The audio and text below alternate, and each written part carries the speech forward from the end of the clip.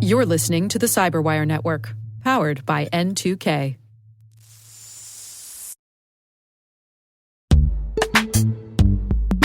Heading to this year's Black Hat USA, the N2K CyberWire team will be on site recording from our podcast studio in the Spectre Ops Kennel Club. If you're interested in joining us for a conversation or learning more about what we're recording throughout the week, visit sponsor.thecyberwire.com for more information.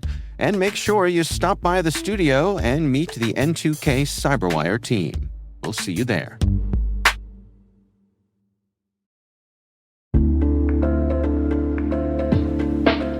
This episode is supported by Black Hat USA.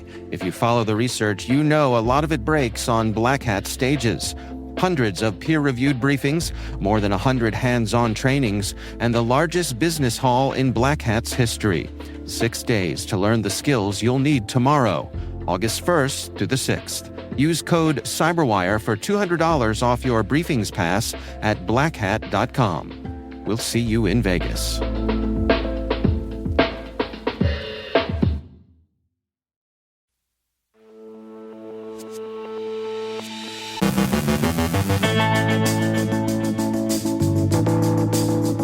OpenAI considers an equity plan to share AI wealth with the public. Cisco confirms active exploitation of its unified CM platform. Researchers discover autonomous ransomware. The Vect ransomware operation partners with Team PCP. The For2Bleed credential harvesting campaign is linked to ransomware attacks. VeilDrop stealthily deploys the PureLog Stealer. Scammers target small businesses with fake law enforcement emails. Apple's Hide My Email feature doesn't. An alleged scattered Spider member is extradited to the United States. Our guest is Ben Yelin, my caveat co-host on the Supreme Court's geofence warrants ruling. And Microsoft's quantum claims leave physicists in 2 states at once.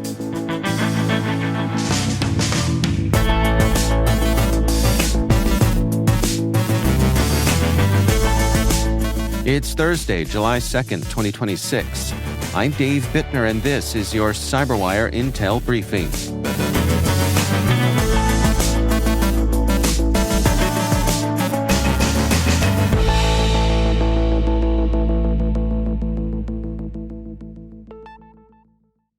Thanks for joining us here today. It's great, as always, to have you with us.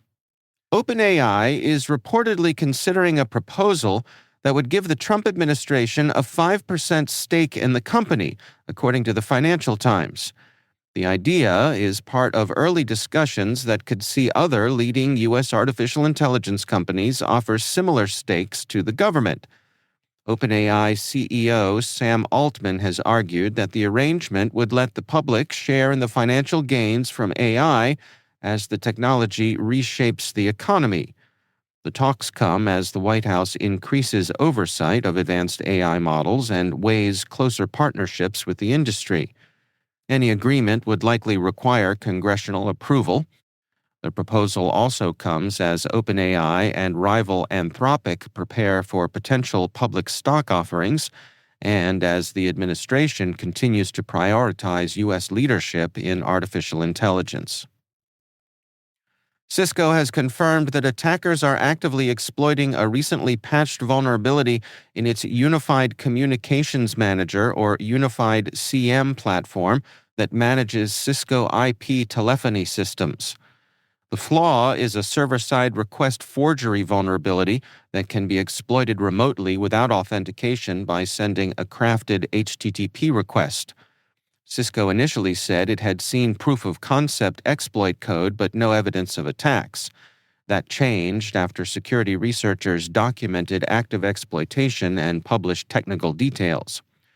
Cisco now urges customers to upgrade to fixed software releases immediately or disable the vulnerable web dialer service until patches can be applied.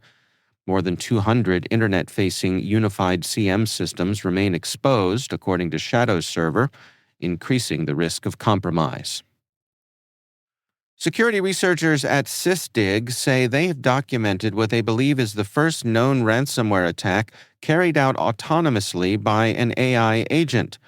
The operation, dubbed Jade Puffer, exposed a critical vulnerability in an exposed Langflow server to gain initial access, harvest credentials, and move laterally to a production database. Researchers say the AI agent adapted to a failed attempt to create an administrator account, corrected its own mistake within 31 seconds, and continued the attack without human intervention. It then encrypted more than 1,300 NACOS configuration records, deleted key database tables, and left a ransom demand. Sysdig says the case highlights how AI agents could dramatically accelerate attacks by exploiting known vulnerabilities, reinforcing the need for prompt patching, credential protection, and continuous monitoring.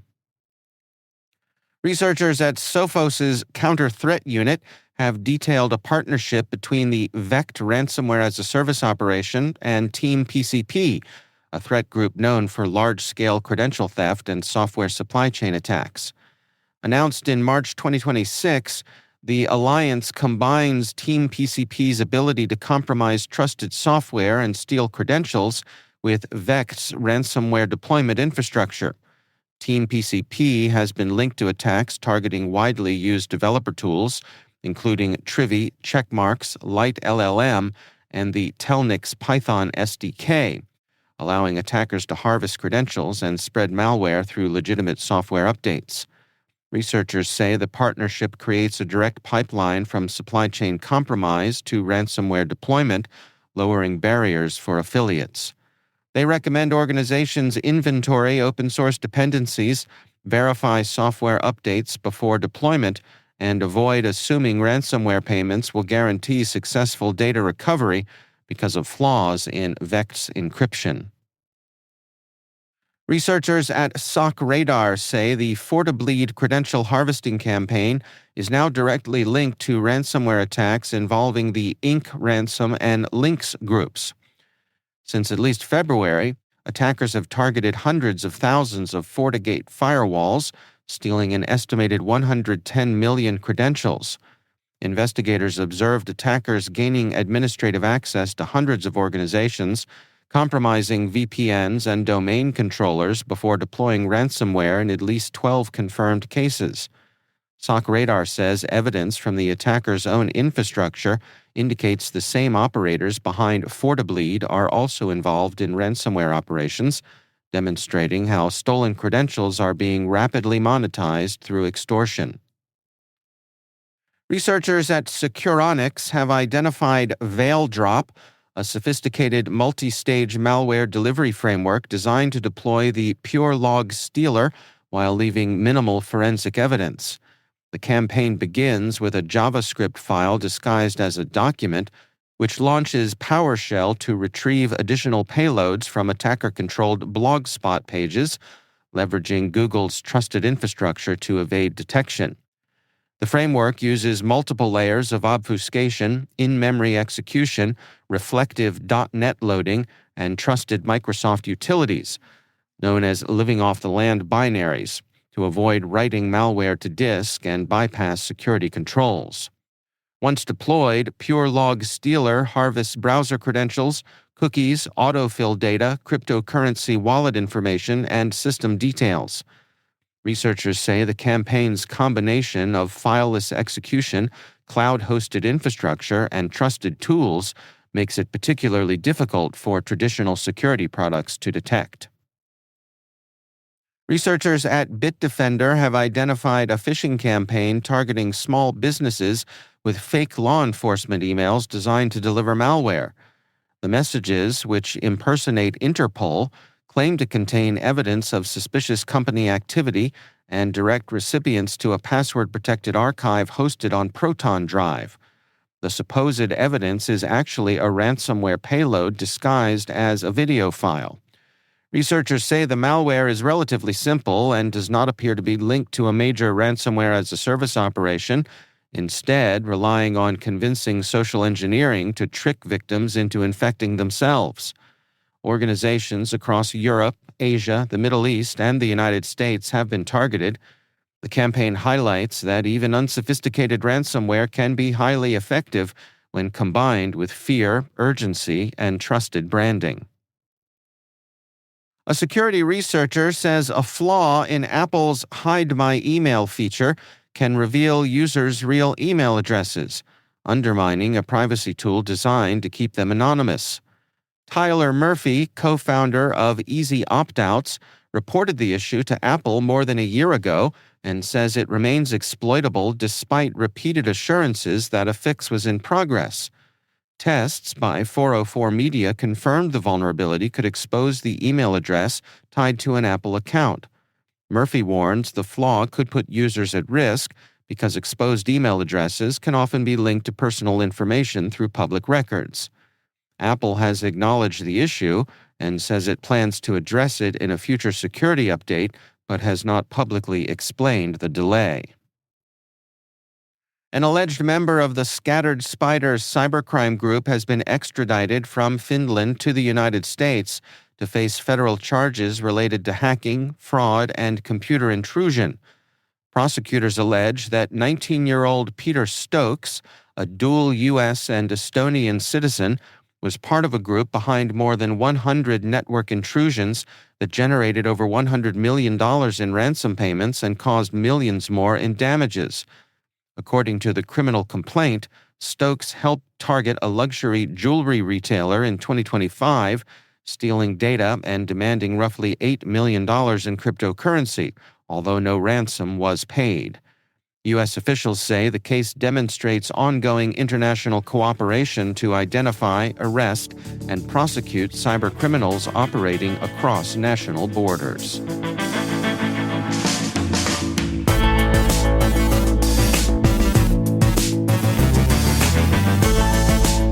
Coming up after the break, my conversation with my Caveat co-host Ben Yellen on the Supreme Court's geofence warrants ruling, and Microsoft's quantum claims leave physicists in 2 states at once.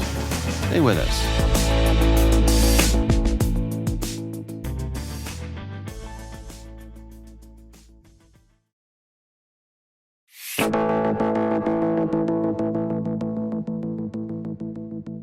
It is always my pleasure to welcome back to the show Ben Yellen.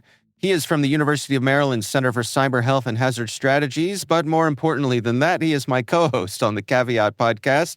Hey, Ben, welcome back. Good to be with you again, Dave. We got a big one, Ben. Oh, this is a huge one. The Supreme Court ruling privacy geofence warrants. Unpack it for us. What's going on here? This is a major groundbreaking case, Chattree versus the United States. It's a geofence warrant case. Just a brief background. Chattree was accused of robbing a bank in Virginia. The government went to Google and tried to get data about who was in the area when this crime was committed. It was a 3-step process. They obtained this warrant from a magistrate judge. First, to get all of the anonymized devices that were in the area. As a second step, to take a subset of those and figure out where those devices were within an hour or two of the robbery taking place. And then the third step was de-anonymizing the data. Chattree was identified as the suspect. He was prosecuted and convicted, and he appeals, saying that this was an unconstitutional Fourth Amendment search. The appeals court at the Fourth Circuit Court of Appeals had a really hard time settling on a decision in this case. They all agreed, basically, that Chattree himself was screwed. He wasn't getting out of prison because no matter what we think about geofence warrants, law enforcement was acting with good faith when they made this application to the magistrate judge to get this data from Google. Okay. But there was a disagreement about whether these geofence warrants are an unconstitutional search under the Fourth Amendment to the United States, and on whether, if it was a search, the warrant passed constitutional muster. So the Supreme Court weighed in on one of those questions in a groundbreaking decision yesterday. They said that this is a Fourth Amendment search, and therefore a warrant based on probable cause and a particularized warrant is required in these types of cases. It was a decision authored by Justice Kagan. She was joined with the 2 other liberals on the court, Justice Jackson and Justice Sotomayor, as well as the Chief Justice and Justice Kavanaugh. The crux of the opinion is that a person has a reasonable expectation of privacy in their location data that they share with Google. Every time we use a Google application for the first time, we get that little pop-up saying, do you affirmatively agree to use location services? It's really going to improve your in-app experience, etc. We agree to that. But despite that kind of voluntary action that we take, Justice Kagan's opinion says that we should still have an expectation that that information should be private. The reason is because that information, just like historical cell site location information, which was at issue in Carpenter, is revealing, it's broad, it's deep, and it's part of the modern technological landscape that we all rely on to conduct the normal affairs of our lives. That we need, just to enjoy the basic functionality of smartphones, we need to enable these location services. We'd be leaving ourselves out of a lot of important interaction in our daily lives if we had to forfeit the ability to use these services. Therefore, people should have an expectation that when, for the limited purpose of improving the scope and functionality of their applications, we give our location to Google, that when we do that, we have an expectation that information is going to remain private. And because the Supreme Court's test for whether there has or has not been a Fourth Amendment search bears on this question of a person's expectation of privacy, the Supreme Court here has decided that, yes, this is a Fourth Amendment search. They did not weigh in on the separate question about whether the warrant here was proper. A couple of the liberal Justices Jackson and Sotomayor, in a concurring opinion, opined that they thought that this warrant was defective because it was not properly particularized, nor was it properly based on probable cause. But that wasn't controlling here. The majority did not weigh in on that question. So what happens now? We have this decision. How does this affect everyday folks as well as the technology companies and law enforcement as well? I think this is going to have a huge impact. Just like Carpenter changed the landscape in terms of digital privacy law, I think this is taking the Carpenter decision, doubling down on it, and extending it in some important aspects. I think from the user's perspective, they have an expectation of privacy and a lot of information that they turn over to third-party technology companies because of the nature of that data. Because it is so personal, because it could reveal private information, private details about a person's life, and because it's not really in any proper parlance voluntary, just because it's turned over to a third party doesn't mean we're forfeiting our expectation of privacy. So people should feel a greater degree of privacy and constitutional protection in that type of revealing information. And that really changes the balance between law enforcement's interest in going to these companies and demanding this data versus our concept of privacy. And so I think people enjoy a degree of privacy in this data. We'll see what the full implications are as we get more cases related to Chattree and that are decided under the rubric of Chattree. But just from a broader sense, I think we enjoy a greater degree of protection in a certain kind of revealing data than we did yesterday, prior to this decision being handed down. From the tech company perspective, Google had already discontinued complying with geofence warrants. They previously held the data needed to comply with those warrants in the cloud. That data is now held on the device. So from Google's perspective, at least at this point, it's kind of a moot question. They've already changed their practices. But I think for other companies, they have to recognize that there's been a cultural shift here, that they're not going to instinctively respond to law enforcement inquiries by handing over batches of information. I think they're going to express more concern that the information they retain is so revealing that it might require a judicial process, a warrant based on probable cause that's particularized, and that might inspire these companies to be more exacting about which data they choose to hand over to law enforcement.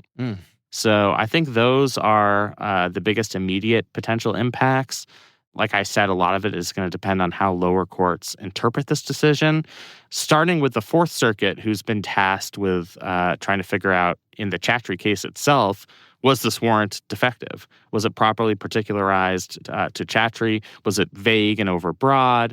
And did they actually have probable cause to issue the warrant in the first place? So those are unanswered questions. We'll have to get those questions answered first. But certainly I think this signals a sea change from the Supreme Court. I think it means they take digital privacy very seriously. It builds on Carpenter, which is significant not just because Carpenter itself was a groundbreaking decision, but because one of the 5 justices who was part of the majority on Carpenter is no longer on the court. That's Ruth Bader Ginsburg. So it was unclear whether the reasoning in Carpenter was held by a current majority on the Supreme Court, and now we know that it is. Well, there's much more to this, and Ben and I dig into many of the details over on the Caveat podcast, so please do check that out. You can find that on our website or wherever you get your podcasts. Ben Yellen from the University of Maryland Center for Cyber Health and Hazard Strategies, thanks so much for being with us. Thank you, Dave.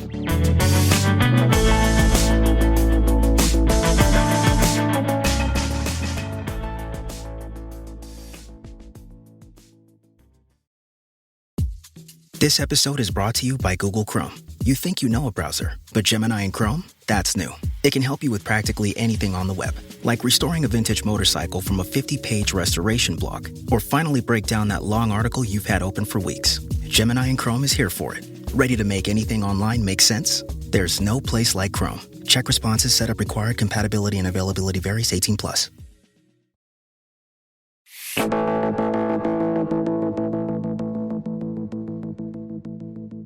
And finally, Microsoft's latest quantum computing announcement has sparked as much skepticism as excitement. The company claims its new Majorana-based quantum processor is 1,000 times more reliable than its predecessor, despite the fact that the elusive Majorana particle remains theoretical and has never been conclusively observed. Microsoft argues its topological approach could produce more stable qubits, a long-standing challenge in quantum computing. Critics, however, say the company's evidence falls well short. Several physicists have questioned the underlying research, pointing to a retracted 2018 paper disputing testing methods and a lack of publicly available data. Some have gone so far as to accuse Microsoft of overstating or even misrepresenting its progress. For now, the debate resembles Schrödinger's breakthrough, either a revolutionary advance in quantum computing or an extraordinarily expensive exercise in wishful thinking, with independent verification still pending.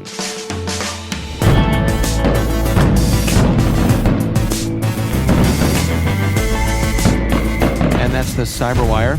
For links to all of today's stories, check out our daily briefing at thecyberwire.com. Our team will be observing the Independence Day holiday and the 250th anniversary of the United States on Friday and Saturday. In place of our regular programming on Friday, we're sharing the next installment on our 10th anniversary conversations. Maria Vermazis and I talk about the vulnerabilities, 0 days, and hardware flaws over the past decade.